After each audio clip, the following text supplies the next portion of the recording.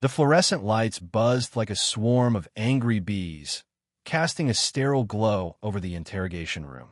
I sat rigid, my wrists chafing against the cold metal cuffs, heart pounding as if it might break free and confess to crimes I hadn't committed.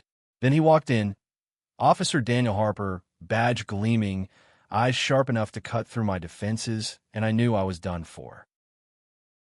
"My name's Ethan Cole, a 27-year-old nobody from Chicago's South Side, scraping by as a freelance photographer. I've been hauled in on suspicion of vandalism, some spray paint tags on a warehouse that weren't mine. The evidence was flimsy, but the cops didn't care.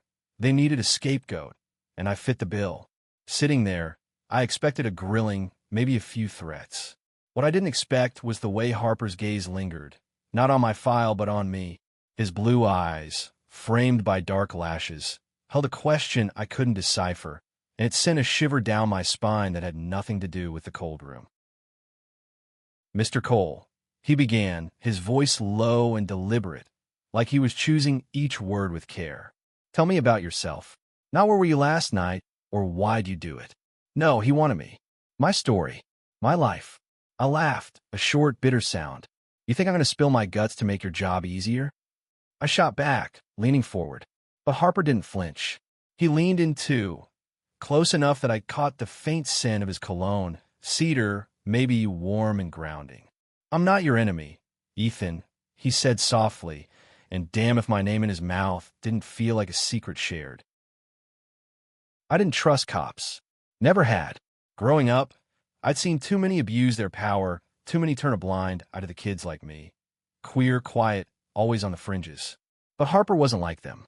Or maybe he was, and I was just desperate for something real. Either way, I started talking. About my shitty childhood, my mom's endless string of boyfriends, my camera that was more home than any apartment. He listened, really listened, his pen still, his eyes never leaving mine. It was disarming, like he saw through the bravado I'd built up over years. "Why photography?" he asked out of nowhere. I blinked, thrown. "It captures truth," I said finally.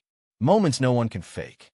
He nodded, like he got it, and for a second, I forgot the cuffs, the room, the accusations. It was just us, two strangers peeling back layers. Then he stood, unclipping the cuffs with a quick, practiced motion. "You're not under arrest," he said. "Not yet. But stick around, Ethan. We're not done." I should have bolted.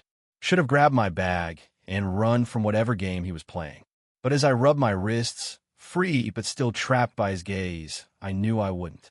Something about Harper, his quiet intensity, the way he said my name, felt like a hook sinking into my chest. I was in trouble, and not the kind that came with a rap sheet. The next day, I was back at the station, not because they called, but because he did. A text from an unknown number. "Coffee? Need to talk." "Harper." I stared at it for an hour, my thumb hovering over delete. I didn't trust him. Couldn't. But curiosity, or something stupider, dragged me to the diner across from the precinct. He was already there, out of uniform, in a plain white tee that hugged his shoulders just right. He looked younger, less like a cop, and more like someone I could have met at a bar, shared a drink with, maybe more. "You didn't have to come," he said as I slid into the booth. His smile was small, almost shy, and it did something to my pulse I didn't want to admit. "Yeah, well, I'm an idiot," I muttered, sipping the coffee he'd ordered for me. Black, no sugar, exactly how I liked it. How the hell did he know that? "What's this about, Harper? You gonna pin that vandalism on me, or what?" "Daniel," he corrected, leaning forward. "And no, I don't think you did it." His honesty caught me off guard, like a punch I didn't see coming. "Then why am I here?" I asked, voice sharper than I meant. He hesitated, his fingers tapping the table, and I saw it, a crack in his armor. "Because I wanted to see you," he said, so quiet I almost missed it. My heart stuttered. This wasn't procedure. This was something else, something dangerous. We talked for hours about nothing and everything. His childhood in the suburbs, his dad's expectations, the pressure of the badge. He was 30, single, and, though he didn't say it, lonely. I told him about the first time I kissed a guy, how it felt like stealing fire, how I'd been running from that spark ever since. He listened, his eyes softening, and when his hand brushed mine on the table, neither of us pulled away. By the time we left, the diner was closing, and the air between us crackled with something unspoken. "Come back tomorrow," he said, not a question. I nodded, knowing I was stepping into a minefield. But as I walked home, the city lights blurring in my vision, I couldn't shake the feeling that Daniel Harper was about to change everything. The diner became our ritual. Every evening, I'd find myself across from Daniel, our knees brushing under the table, our conversations weaving through the mundane and the profound. He'd talk about the precinct, the cases that kept him up at night, the weight of being a good cop in a broken system. I'd share stories of chasing the perfect shot, of finding beauty in Chicago's grit. Each meeting felt like a step closer to something I couldn't name, something that scared me as much as it thrilled me. But the vandalism case hung over us like a storm cloud. The department was under pressure to close it, and my name was still on the list. Daniel swore he was pushing to clear me, but I saw the tension in his jaw, the way his eyes darkened when he got a call from the precinct. "They're looking at someone else," he told me one night, his voice tight. "But my captain's stubborn. He wants a collar, and you're still in the frame." I wanted to believe him, but doubt gnawed at me. Was he playing me, getting close to keep me compliant? Every time I looked into his eyes, I wanted to trust him, but trust was a luxury I'd never afforded. One night, after too many coffees and too little sleep, Daniel drove me home. The silence in his car was heavy, charged. When he pulled up to my apartment, he didn't move to unlock the doors. "Ethan," he said, his voice rough, "I need to tell you something." My stomach dropped. Here it was, the moment he'd admit this was all a setup, that I was just a mark. But instead, he turned to me, his face half lit by the street lamp.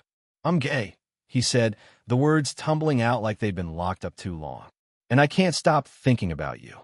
Time stopped. My breath caught, and all I could see was the vulnerability in his eyes, the way his hands gripped the steering, well, like it was the only thing keeping him grounded. I wanted to say something, anything, but my throat was tight. So I did the only thing I could. I leaned across the console and kissed him. It was tentative at first, testing, but then his hand found my neck, pulling me closer, and the world fell away. His lips were warm, desperate, and I felt that fire I'd been running from all my life. We pulled back, breathless, and he laughed, a soft, disbelieving sound. "This is a bad idea," he murmured, but his thumb brushed my cheek, and I knew he didn't mean it. "The worst," I agreed, grinning despite myself. But the moment didn't last. His phone buzzed, and his face hardened as he read the message. "They found new evidence," he said, not meeting my eyes. "You're off the hook, but I need to go."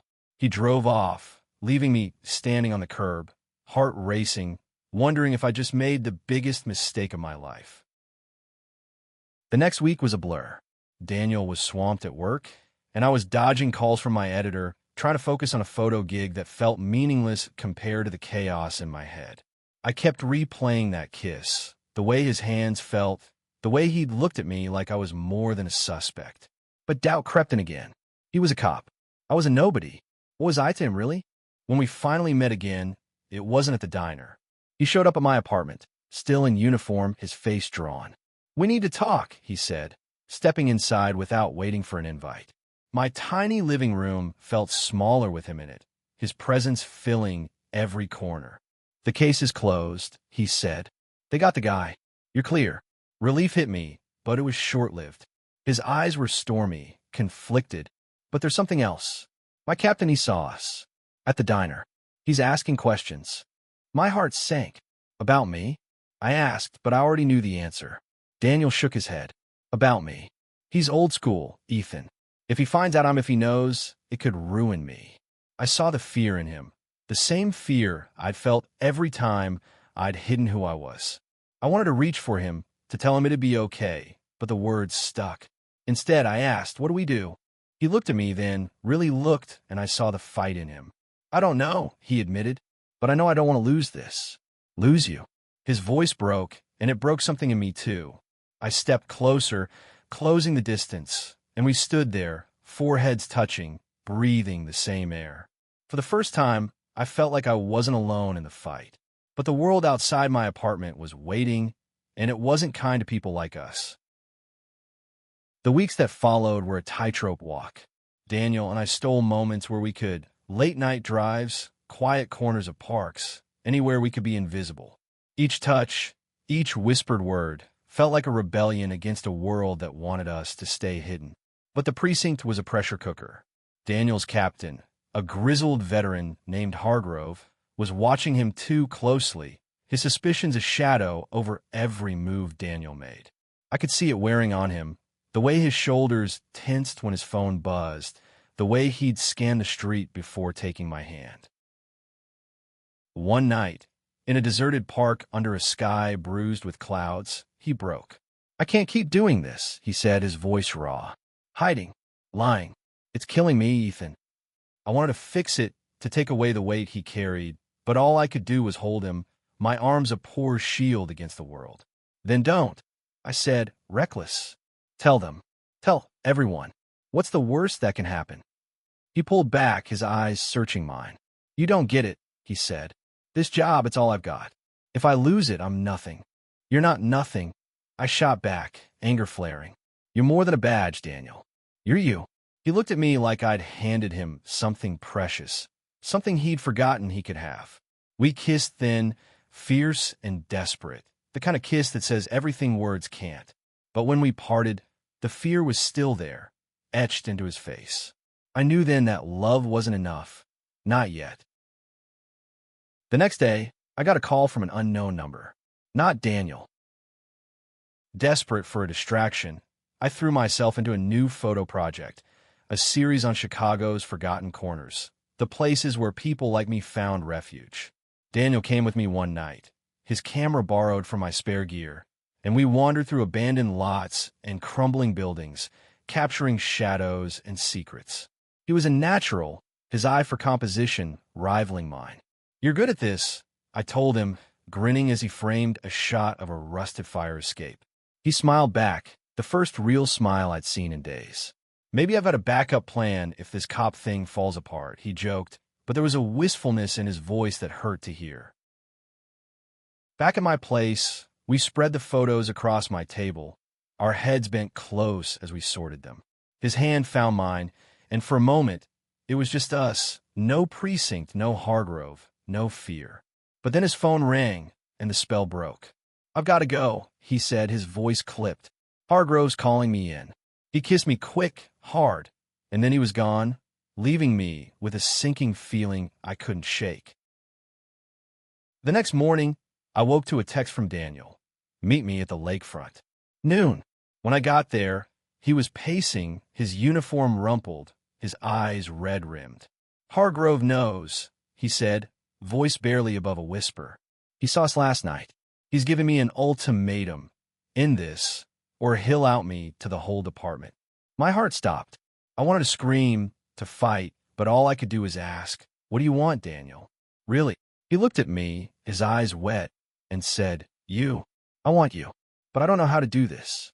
We stood there, the wind off Lake Michigan cutting through us, and I realized something. Love wasn't just about holding on. Sometimes it was about letting go, about fighting for something bigger than us. I took his hand, squeezing tight.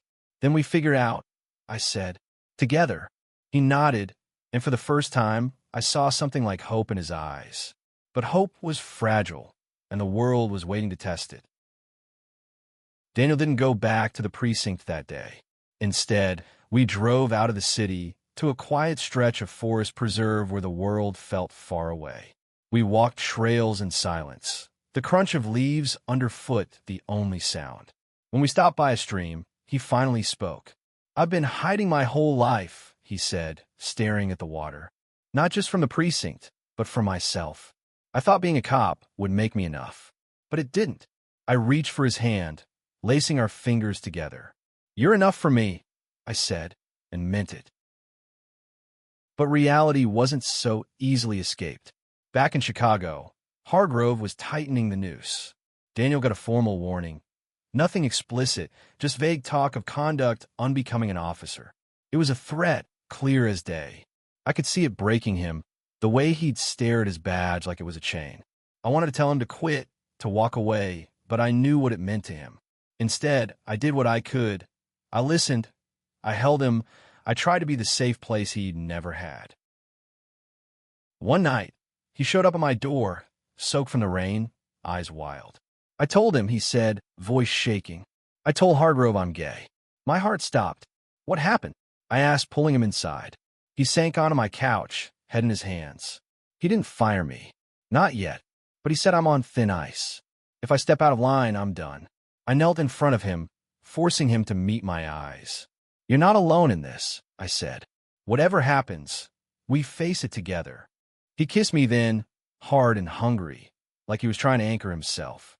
We stumbled to my bed, clothes shed in a frantic blur, and for the first time, there were no barriers between us.